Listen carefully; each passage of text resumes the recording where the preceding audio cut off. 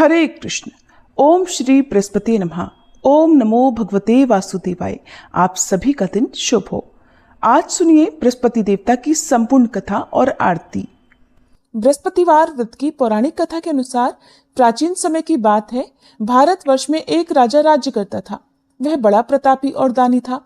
वह नित्य प्रति मंदिर में भगवान के दर्शन करने जाता था। वह ब्राह्मण और गुरु की सेवा किया करता था। उसके द्वार से कोई भी याचक निराश होकर नहीं लौटता था। वह प्रत्येक गुरुवार को व्रत रखता और पूजन करता था। हर दिन गरीबों की सहायता करता था, परंतु ये सब बातें उसकी रानी को अच्छी नहीं लगती थी। वो न तो व्रत करती, न ही किसी को एक भी पैसा दान में देती थी और राजा से भी ऐसा करने को मना किया करती थी। एक समय की बात है कि राजा शिकार खेलने वन को चले गए थे। घर पर रानी और दासी थी। उसी समय गुरु बृहस्पति साधु का रूप धारण करके राजा के दरवाजे पर भिक्षा मांगने आए। साधु ने रानी से भिक्षा मांगी तो वह कहने लगी, हे साधु महाराज, मैं इस दान और पुण्य से तंग आ गई हूँ। इस कार्य के लिए तो मेरे पतिदेव ही बहुत हैं। अब आप ऐसी कृपा करें कि हमारा सारा धन नष्ट हो जाए और मैं आराम से रह सकूं।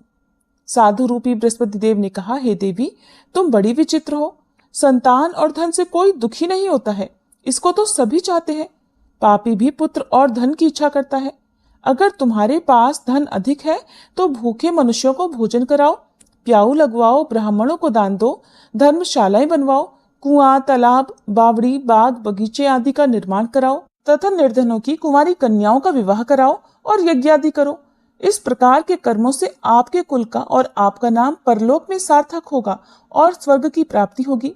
किंतु रानी साधु की इन बातों से खुश नहीं हुई।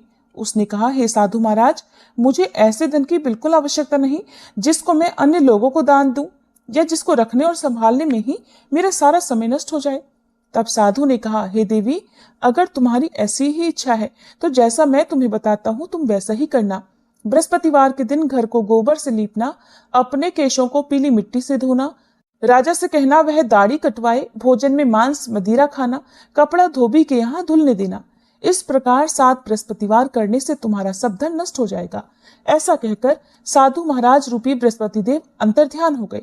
रानी ने साधु के कहे अनुसार 7 बृहस्पतिवार तक वैसा ही करने का विचार किया।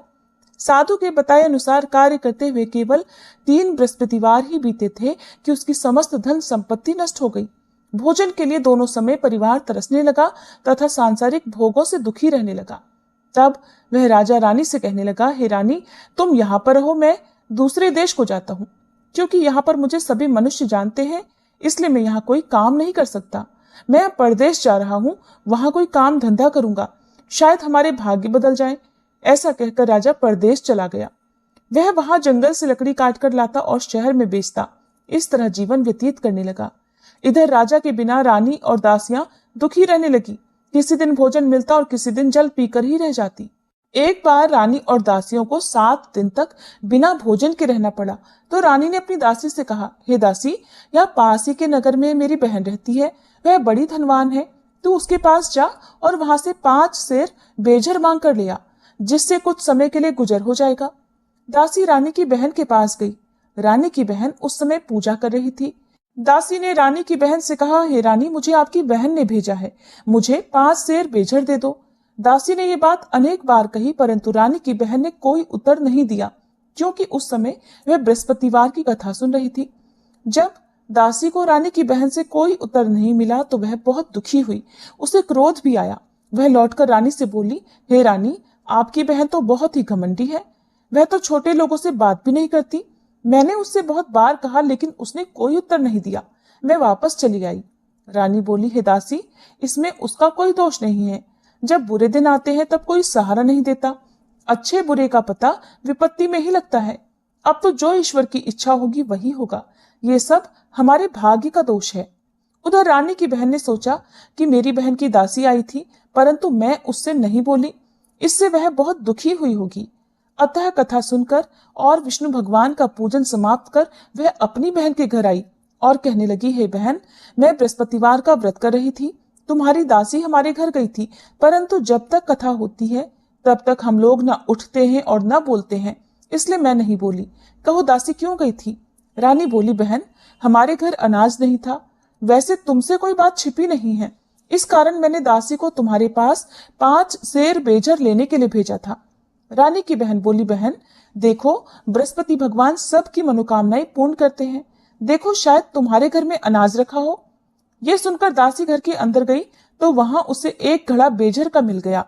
उसे बड़ी हैरानी हुई क्योंकि उसने एक एक बर्तन देख लिया था। उसने बाहर आकर रानी को बताया। दासी अपनी रानी से कहने लगी, हे रानी देखो, वैसे हमको जब अन्न नहीं मिलता तब हम रोज व्रत ही तो करते हैं। अगर इनसे व्रत की विधि और कथा पूछ ली जाए तो उसे हम भी किया करेंगे। दासी के कहने पर रानी ने अपनी बहन से बृहस्पतिवार व्रत के बारे में पूछा। उसकी बहन ने बताया, हे रानी बहन, बृहस्पतिवार को सूर्योदय से पहले उठकर स्नान करके बृहस्पतिवार का व्रत करना चाहिए, लेकिन उस दिन सिर नहीं धोना चाहिए। बृहस्पतिवार के व्रत में चने की दाल और मुनक्का से विष्णु भगवान का केले के वृक्ष की जड़ में पूजन करें तथा दीपक जलावे। उस दिन एक ही समय भोजन करे। भोजन पीले खाद्य पदार्थ का करे और कथा सुने। इस प्रकार करने से गुरु भगवान प्रसन्न होते हैं, अन्न पुत्र धन देते हैं, मनोकामना पूर्ण करते हैं। व्रत और पूजन की विधि बताकर रानी की बहन अपने घर लौट गई। रानी और दासी दोनों ने निश्चय किया कि बृहस्पति देव भगवान का पूजन जरूर करेंगे। 7 दिन बाद जब बृहस्पतिवार आया तो उन्होंने व्रत रखा। घुड़साल में जाकर चना और गुड़ बीन लाई तथा उसकी दाल से केले की जड़ तथा विष्णु भगवान का पूजन किया। अब पीला भोजन कहां से आए? दोनों बड़ी दुखी हुई, परंतु उन्होंने व्रत किया था, इस कारण बृहस्पति देव भगवान प्रसन्न थे। एक साधारण व्यक्ति के रूप में वे 2 थालों में सुंदर पीला भोजन लेकर आए और दासी को देकर बोले, हे दासी, ये भोजन तुम्हारे और रानी के लिए है, तुम दोनों कर लेना। दासी भोजन पाकर बहुत प्रसन्न हुई और रानी से बोली, रानी जी भोजन कर लो। रानी को भोजन आने के बारे में कुछ नहीं पता था, इसलिए वह दासी से बोली, जा तू ही भोजन कर, क्यों तू व्यर्थ में हमारी हंसी उड़ाती है। तब दासी बोली, रानी, एक व्यक्ति भोजन दे गया है। तब रानी कहने लगी, वो भोजन तेरे लिए ही देकर गया है, तू ही भोजन कर। दासी ने कहा, वह व्यक्ति हम दोनों के लिए 2 थालों में भोजन देकर गया है, इसलिए मैं और आप दोनों ही साथ साथ भोजन करेंगे। फिर दोनों ने गुरु भगवान को नमस्कार कर भोजन किया। उसके बाद से वे प्रत्येक बृहस्पतिवार को गुरु भगवान का व्रत और पूजन करने लगी। बृहस्पति भगवान की कृपा से उनके पास धन हो गया, परंतु रानी फिर पहले की तरह से आलस्य करने लगी। तब दासी बोली, देखो रानी, तुम पहले भी इसी प्रकार आलस्य करती थी। तुम्हें धन रखने में कष्ट होता था, इस कारण सभी धन नष्ट हो गया। अब गुरु भगवान की कृपा से धन मिला है तो तुम्हें फिर आलस्य होता है। बड़ी मुसीबतों के बाद हमने ये धन पाया है, इसलिए हमें दान पुण्य करना चाहिए। तुम भूखे मनुष्यों को भोजन कराओ, प्याऊ लगवाओ, ब्राह्मणों को दान दो, कुआं, तालाब, बावड़ी आदि का निर्माण करवाओ, मंदिर पाठशाला बनवाकर दान दो, कुंवारी कन्याओं का विवाह करवाओ, धन को शुभ कार्यों में खर्च करो, जिससे तुम्हारे कुल का यश बढ़े और स्वर्ग प्राप्त हो और पितर भी प्रसन्न हो। दासी की बात मानकर रानी ने इसी प्रकार के कर्म करने प्रारंभ कर दिए, जिससे उनका काफी यश फैलने लगा। एक दिन रानी और दासी आपस में विचार करने लगी कि न जाने राजा किस दशा में होंगे, उनकी कोई खोज खबर नहीं है। उन्होंने बृहस्पति देव से प्रार्थना की और तब भगवान ने रात्रि में राजा को स्वप्न में कहा, हे राजा उठ, तेरी रानी तुझको याद करती है, अब अपने देश को वापस लौट जा। राजा प्रातःकाल उठकर जंगल से लकड़ियां काट कर लाने के लिए जंगल की ओर चल पड़ा। जंगल से गुजरते हुए वह सोचने लगा, रानी की गलती से उसे कितने दुख भोगने पड़े। राजपाट छोड़कर उसे जंगल में आकर रहना पड़ा। जंगल से लकड़ियां काटकर उन्हें बेचकर गुजारा करना पड़ा। उसी समय उस जंगल में बृहस्पति देव एक साधु का रूप धारण करके आए और राजा के पास आकर बोले, हे लकड़हारे, तुम इस सुनसान जंगल में किस चिंता में बैठे हो, मुझे बतलाओ। ये सुनकर राजा की आंखों में आंसू भर आए और साधु की वंदना करके वह बोला, हे प्रभु, आप सब कुछ जानने वाले हैं। ऐसा कहकर राजा ने साधु को अपनी संपूर्ण कथा सुना दी। महात्मा दयालु होते हैं। वे राजा से बोले, हे राजा, तुम्हारी पत्नी ने बृहस्पति देव के प्रति अपराध किया था, जिसके कारण तुम्हारी ये दशा हुई।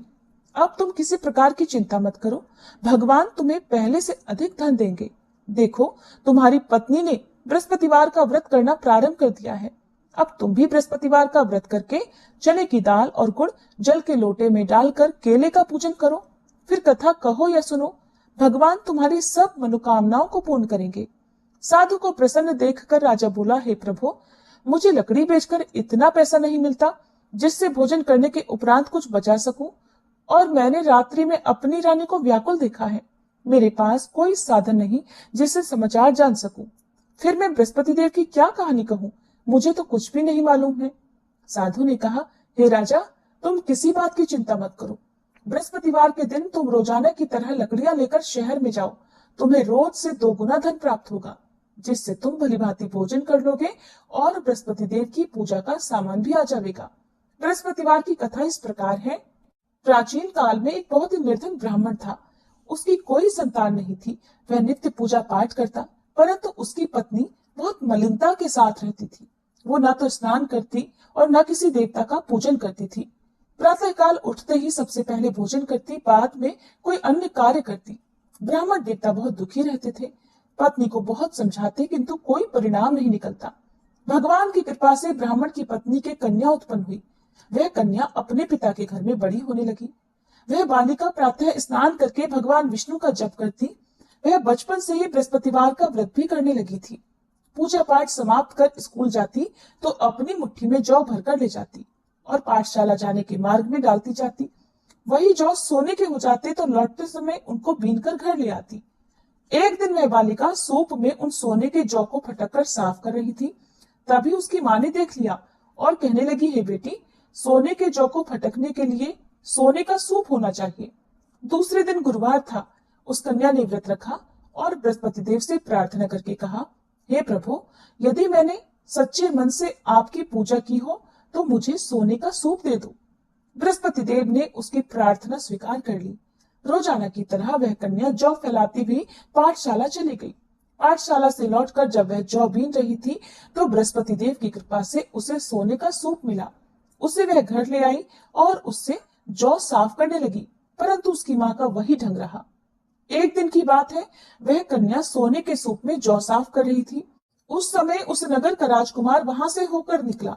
इस कन्या के रूप और सोने के सूप में जौ को साफ करते देखकर वह उस कन्या पर मोहित हो गया। राजमहल आकर वह भोजन तथा जल त्याग कर उदास होकर लेट गया। राजा को जब राजकुमार द्वारा अन्न जल त्यागने का समाचार मिला तो अपने मंत्रियों के साथ वह अपने पुत्र के पास आया और बोले, हे बेटा, तुम्हें किस बात का कष्ट है? किसी ने अपमान किया है अथवा कोई और कारण है? मुझे बताओ, मैं वही करूंगा जिससे तुम्हें प्रसन्नता हो। तब राजकुमार ने अपने पिता की बातें सुनी और बोला, मुझे आपकी कृपा से किसी बात का दुख नहीं है। किसी ने मेरा अपमान नहीं किया है, परंतु मैं उस लड़की के साथ विवाह करना चाहता हूँ जो सोने के सूप में जौ साफ कर रही थी। ये सुनकर राजा आश्चर्य में पड़ गया और बोला, हे बेटा, इस तरह की कन्या का पता तुम ही लगाओ। मैं उसके साथ तुम्हारा विवाह अवश्य ही करवा दूंगा। राजकुमार ने राजा को उस लड़की के घर का पता बतलाया। मंत्री उस लड़की के घर गया और राजा का आदेश ब्राह्मण को सुनाया। कुछ ही दिन बाद ब्राह्मण की कन्या का विवाह राजकुमार के साथ संपन्न हो गया। कन्या के घर से जाते ही उस ब्राह्मण देवता के घर में पहले की तरह गरीबी का वास हो गया। अब भोजन के लिए भी अन्न बड़ी मुश्किल से मिलता था। एक दिन दुखी होकर ब्राह्मण अपनी पुत्री से मिलने गया। बेटी ने पिता की दुखी अवस्था को देखा और अपनी माँ का समाचार पूछा। ब्राह्मण देवता ने सभी हाल कह सुनाया। तब कन्या ने बहुत सारा धन देकर अपने पिता को विदा कर दिया। इस तरह ब्राह्मण का कुछ समय सुख पूर्वक बीता, लेकिन कुछ दिन बाद फिर वही हाल हो गया। ब्राह्मण फिर अपनी कन्या के यहाँ गया और सभी हाल कहा तो पुत्री कहने लगी, हे पिताजी, आप माताजी को यहाँ लिवा लाओ, मैं उन्हें वह विधि बता दूंगी जिससे गरीबी दूर हो जाए। अब ब्राह्मण देवता अपनी पत्नी को साथ लेकर अपनी पुत्री के पास राजमहल में पहुंचे तो पुत्री अपनी माँ को समझाने लगी, हे माँ, तुम प्रातःकाल उठकर प्रथम स्नान आदि करके विष्णु भगवान का पूजन करो तो सब दरिद्रता दूर हो जाएगी। परंतु उसकी माँ ने उसकी एक बात नहीं मानी। वह प्रातःकाल उठकर अपनी पुत्री का बचा जूठन खा लेती थी। एक दिन उसकी पुत्री को बहुत गुस्सा आया। उसने एक रात कोठरी से सारा सामान निकाल दिया और उसमें अपनी माँ को बंद कर दिया। प्रातः उसमें से निकाला और स्नान आदि करा के पूजा पाठ करवाया तो उसकी माँ की बुद्धि ठीक हो गई। इसके बाद वह नियम से पूजा पाठ करती और प्रत्येक बृहस्पतिवार को व्रत करने लगी। इस व्रत के पुण्य प्रभाव से उसकी माँ भी बहुत धनवान हो गई और बृहस्पति देवता के प्रभाव से स्वर्ग को गई। वह ब्राह्मण भी सुख पूर्वक इस लोक का सुख भोग कर स्वर्ग को प्राप्त हुए। इस तरह कहानी कहकर साधु महाराज वहां से लोप हो गए। धीरे धीरे समय बीतने पर फिर बृहस्पतिवार का दिन आया। राजा जंगल से लकड़ी काटकर किसी शहर में बेचने गए। उसे उस दिन और दिनों से अधिक धन मिला। राजा ने चना, गुड़ आदि लाकर बृहस्पतिवार का व्रत किया। उस दिन से उसके सभी क्लेश दूर हुए। परंतु जब अगला गुरुवार का दिन आया तो वह बृहस्पतिवार का व्रत करना भूल गया। इस कारण बृहस्पति भगवान नाराज हो गए।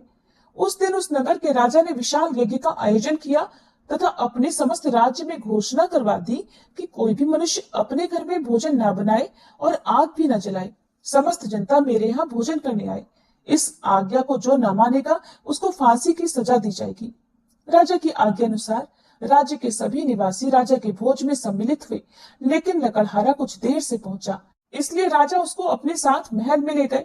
जब राजा लकड़हारे को भोजन करा रहे थे तो रानी की दृष्टि उस खूंटी पर पड़ी जिस पर उसका हार लटका हुआ था। उसे हार खूंटी पर लटका दिखाई नहीं दिया। रानी को निश्चय हो गया कि मेरा हार उस लकड़हारे ने चुरा लिया है। उसी समय सैनिक बुलवाकर उसको कैद खाने में डलवा दिया।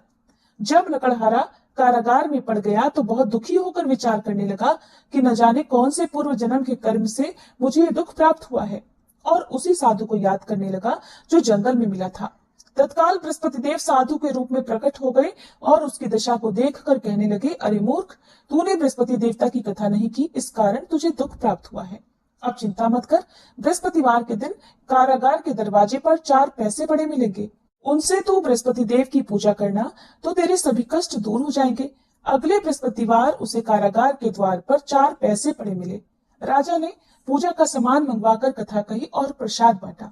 उसी रात्रि को बृहस्पति देव ने उस नगर के राजा को स्वप्न में कहा, हे राजा, तूने जिस आदमी को कारागार में बंद करा दिया है वह निर्दोष है, वह राजा है, उसे छोड़ देना। रानी का हार उसी खूंटी पर लटका हुआ है। अगर तू ऐसा नहीं करेगा तो मैं तेरे राज्य को नष्ट कर दूंगा। राजा प्रातःकाल उठा और खूंटी पर हार टंगा देखकर लकड़हारे को बुलाकर क्षमा मांगी तथा राजा के योग्य सुंदर वस्त्र आभूषण भेंट कर उसे विदा किया। गुरुदेव की आज्ञा अनुसार राजा अब अपने नगर को चल दिया। राजा जब नगर के निकट पहुंचा तो उसे बड़ा ही आश्चर्य हुआ। नगर में पहले से अधिक बाग, तालाब और कुएं तथा बहुत सी धर्मशाला, मंदिर आदि बने हुए हैं। राजा ने पूछा कि ये किसका बाग और धर्मशाला है। तब नगर के सब लोग कहने लगे, ये सब रानी और दासी द्वारा बनवाए गए हैं। राजा को आश्चर्य हुआ और गुस्सा भी आया। जब रानी ने खबर सुनी कि राजा आ रहे हैं तो उसने अपनी दासी से कहा, हे दासी, देख, राजा हमको कितनी बुरी हालत में छोड़ गए थे। वह हमारी ऐसी हालत देख कर लौट न जाए, इसलिए तो दरवाजे पर खड़ी हो जा। रानी की आज्ञा अनुसार दासी दरवाजे पर खड़ी हो गई। जब राजा आए तो उन्हें अपने साथ महल में लिवा लाई। तब राजा ने क्रोध करके अपनी तलवार निकाली और पूछने लगा, बताओ, ये धन तुम्हें कैसे प्राप्त हुआ है। तब रानी ने बताया, हमें ये सब धन बृहस्पति देव के व्रत के प्रभाव से प्राप्त हुआ है। राजा ने तब निश्चय किया कि 7 रोज बाद तो सभी बृहस्पति देव का पूजन करते हैं, परंतु मैं रोजाना दिन में 3 बार कथा कहा करूंगा तथा रोज व्रत किया करूंगा। अब हर समय राजा के दुपट्टे में चने की दाल बंधी रहती तथा दिन में 3 बार वह कथा कहता। एक दिन राजा ने विचार किया कि चलो अपनी बहन के यहाँ हो आवे। इस तरह का निश्चय कर राजा घोड़े पर सवार होकर अपनी बहन के यहाँ चल पड़ा। रास्ते में उसने देखा कि कुछ आदमी एक मुर्दे को लिए जा रहे हैं। उन्हें रोककर राजा कहने लगा, अरे भाइयों, मेरी बृहस्पतिवार की कथा सुन लो। वे बोले, लो, हमारा तो आदमी मर गया है, इसको अपनी कथा की पड़ी है। परंतु कुछ आदमी बोले, अच्छा कहो, हम तुम्हारी कथा भी सुनेंगे। राजा ने दाल निकाली और कथा कहनी शुरू कर दी। जब कथा आधी हुई तो वह मुर्दा हिलने लगा और जब कथा समाप्त हुई तो राम राम करके वह मनुष्य खड़ा हो गया। राजा आगे बढ़ा, उसे चलते चलते शाम हो गई। आगे मार्ग में उसे किसान खेत में हल चलाता मिला। राजा उससे बोला, अरे भैया, तुम मेरी बृहस्पतिवार की कथा सुन लो। किसान बोला, जब तक मैं तेरी कथा सुनूंगा तब तक 4 हरैया जोत लूंगा। जा अपनी कथा किसी और को सुनाना। राजा आगे चलने लगा। राजा के हटते ही बैल पछाड़ खाकर गिर गए तथा किसान के पेट में बहुत जोर से दर्द होने लगा। उसी समय किसान की माँ रोटी लेकर आई। उसने जब ये देखा तो अपने पुत्र से सब हाल पूछा। बेटे ने सभी हाल बता दिया। बुढ़िया दौड़ी दौड़ी उस घुड़सवार के पास गई और उससे बोली, मैं तेरी कथा सुनूंगी, तू अपनी कथा मेरे खेत पर ही चलकर कहना। राजा ने लौटकर बुढ़िया के खेत पर जाकर कथा कही, जिसके सुनते ही बैल खड़े हो गए और किसान के पेट का दर्द भी बंद हो गया। अब राजा अपनी बहन के घर पहुंच गया। बहन ने भाई की खूब मेहमानी की। दूसरे दिन प्रातःकाल राजा जगा तो देखने लगा कि सब लोग भोजन कर रहे हैं। राजा ने अपनी बहन से पूछा कि ऐसा कोई मनुष्य है जिसने भोजन ना किया हो, जो मेरी बृहस्पतिवार की कथा सुन ले। तो बहन बोली, हे भैया, ये देश ऐसा ही है। पहले यहाँ के लोग भोजन करते हैं, बाद में अन्य कोई काम करते हैं। अगर पड़ोस में कोई हो तो देख कर आती हूँ। ऐसा कहकर बहन देखने चली, परंतु उसे कोई भी ऐसा व्यक्ति नहीं मिला जिसने भोजन नहीं किया हो। फिर वह एक कुम्हार के घर गई जिसका लड़का बीमार था। उसे पता चला कि उसके यहाँ 3 दिन से किसी ने भोजन नहीं किया है। रानी ने अपने भाई की कथा सुनने के लिए कुम्हार से कहा तो वह तैयार हो गया। तब राजा ने जाकर बृहस्पतिवार की कथा कही, जिसको सुनकर उसका लड़का ठीक हो गया। अब तो राजा की प्रशंसा होने लगी। एक दिन राजा ने अपनी बहन से कहा, हे बहन, अब मैं अपने घर जाऊंगा, तुम भी तैयार हो जाओ। राजा की बहन ने अपनी सास से अपने भाई के साथ जाने की आज्ञा मांगी तो सास बोली, चली जा, परंतु अपने लड़कों को मत ले जाना, क्योंकि तेरे भाई की कोई संतान नहीं होती है। बहन ने अपने भाई से कहा, हे भैया, मैं तो चलूंगी, परंतु कोई बालक नहीं जाएगा। राजा ने कहा, जब कोई बालक नहीं चलेगा तब तुम भी जाकर क्या करोगी? फिर दुखी मन से राजा अपने नगर को लौट आया। राजा ने अपनी रानी से कहा, हम निसंतान हैं, इसलिए हमारे घर आना कोई पसंद नहीं करता, हम निर्वंशी राजा हैं। ऐसा कहकर वह बिना भोजन आदि किए शैया पर लेट गया। रानी बोली, हे प्रभु, बृहस्पति देव ने हमें सब कुछ दिया है, वे हमें संतान भी अवश्य देंगे। उसी रात बृहस्पति देव ने राजा को स्वप्न में कहा, हे राजा, उठ, सभी सोच त्याग दे, तेरी रानी गर्भ से है। राजा को यह जानकर बड़ी प्रसन्नता हुई। 9वें महीने रानी के गर्भ से एक सुंदर पुत्र पैदा हुआ। जब राजा की बहन ने यह शुभ समाचार सुना तो वह बहुत खुश हुई तथा बधाई लेकर अपने भाई के यहाँ आई। तभी रानी ने कहा, घोड़ा चढ़कर तो नहीं आई, गधा चढ़ी आई। राजा की बहन बोली, भाई, मैं इस प्रकार न कहती तो तुम्हें संतान कैसे मिलती? बृहस्पति देव ऐसे ही हैं, जिसके मन में जो कामनाएं रहती है सभी को पूर्ण करते हैं। जो सद्भावना पूर्वक बृहस्पतिवार का व्रत करता है और कथा पढ़ता है अथवा सुनता है, दूसरों को सुनाता है, बृहस्पति देव उसकी सभी मनोकामनाएं पूर्ण करते हैं। बृहस्पति देव उनकी सदैव रक्षा करते हैं। जो संसार में सद्भावना और सच्चे मन से बृहस्पति देव का पूजन करते हैं, उनकी सभी मनोकामनाएं उसी प्रकार पूर्ण होती हैं जैसे रानी और राजा ने बृहस्पति देव की कथा का गुणगान किया, उनकी सभी इच्छाएं बृहस्पति देव ने पूर्ण की। मनुष्य को हृदय से उनका मनन करते हुए जयकार करनी चाहिए। प्रेम से बोलिए, बृहस्पति देवता की जय। ये थी बृहस्पतिवार व्रत कथा। अब सुनिए आरती। ओम जय बृहस्पति देवा, स्वामी जय बृहस्पति देवा, छिन छिन भोग लगाऊं, कदली फल मेवा। ओम जय बृहस्पति देवा, तुम पूर्ण परमात्मा, तुम अंतर्यामी, स्वामी तुम अंतर्यामी। जगत पिता जगदीश्वर, जगत पिता जगदीश्वर, तुम सबके स्वामी। ओम जय बृहस्पति देवा, चरणामृत निज निर्मल, सब पातक हरता, स्वामी सब पातक हरता। सकल मनोरथ दायक, सकल मनोरथ दायक, कृपा करो भरता। ओम जय बृहस्पति देवा, तन मन धन अर्पण कर, जो जन शरण पड़े, स्वामी जो जन शरण पड़े। प्रभु प्रकट तब होकर, प्रभु प्रकट तब होकर, आकर द्वार खड़े।